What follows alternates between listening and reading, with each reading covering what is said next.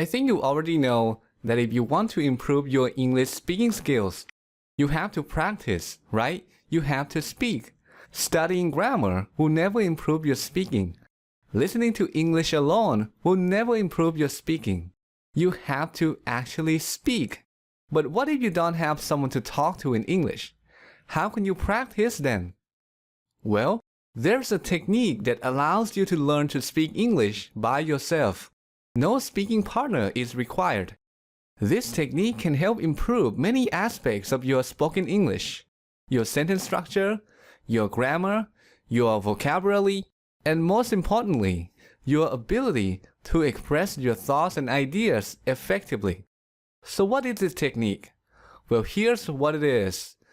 Learning to speak English through imitation. When I say imitation, I'm not talking about repeating after native speakers using the exact same words to improve your pronunciation. I'm talking about something a little more advanced than that. Here's how it works. You listen to a conversation, a story, or some kind of speech, and then try to deliver that speech in your own words. Let's see this technique in action. When I was a child, When he was a child, my parents liked to pretend like many other parents his parents liked to pretend like many other parents. that Santa Claus would bring us presents at Christmas. His parents liked to pretend that Santa Claus would bring them presents at Christmas. So when my siblings and I would wake up on Christmas morning, So when he and his siblings would wake up on Christmas morning, there would be a bunch of presents from supposedly Santa Claus sitting in front of the fireplace. there'd be a bunch of presents from supposedly Santa Claus sitting in front of the fireplace. So that's how it works. But that's just one way to do it. There are other ways too. For example, instead of imitating very small portions of speech, like phrases and short sentences, you can imitate larger portions of speech. So in this case, you wait until the speaker completes a thought or an idea, then pause and try to express that idea yourself. Another approach is to simply listen to the whole speech and then try to deliver that entire speech yourself. So there are several ways to go about it, but what I recommend is to combine them all together. And I call this approach easy to hard imitation. Easy to hard imitation is based on the concept of progressive training. The idea is that you start with something easy and then increase the difficulty of the activity, forcing yourself to get better. A number of studies have found this kind of training to be very effective. Here's how you can apply this concept.